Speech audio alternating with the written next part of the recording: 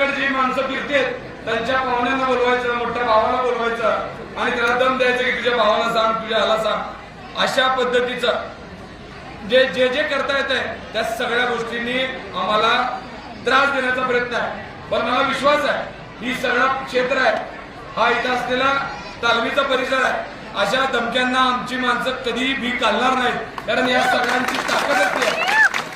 त्यांच्या सगळ्यांना मला वाटतं आमचा इतिहास माहित नाही. इथे राजन भाऊ आहेत, त्यांना पहिला त्या लोकांना सांगा की आमच्या बापदादांचा पहिला इतिहास बघा आणि मग आमच्याशी बोला. कारण आमच्या बापदादाने इथं काय लोकांसाठी केलंय, पीसी महाराज असतील, अण्णासाहेब असतील, राजन भाऊ असतील, आमची जुनी सगळी मंडळी असतील, संतोष भाऊ असतील, या मंडळीला कोणत्याही आम्ही धमक्यांना कधी मी घालणार नाही, मी घालणार नाही आणि माझा असलेला माझा सहकारी मित्र घालणार नाही, माझ्या मामाला घालणार नाही.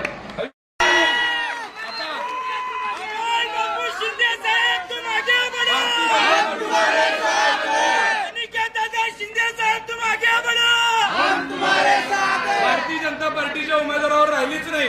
मला माहित आहे ते उमेदवार कधीच मैदान सोडून पळून गेले असते. ही लढाई आता देवेंद्र कोटे आणि अमोल शिंदेची राहिली आहे, एवढं जाहीर सांगतो. त्याच्यानंतर मी पण मध्ये मध्ये तिथंच असणार आहे तुमच्या सोबत.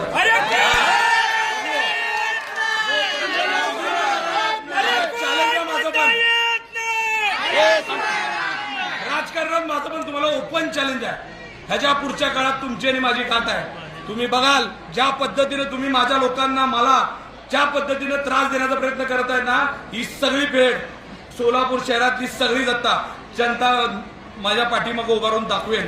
हिंदू असेल, मुस्लिम असेल, आम्ही अतिशय जीवाभावाने एकत्रित राहणारी माणसं आहे. या इथला दलित समाज असेल, इथला सगळ्या 11 पगड जातीची माणसं इथं तुम्हाला बघायला मिळतील. या सगळ्यांच्या जीवावरती तुम्हाला एकच सांगतो, आता सावध व्हा. हे सगळ्यांना थांबवला विषय तर ह्याच्या पुढे माझी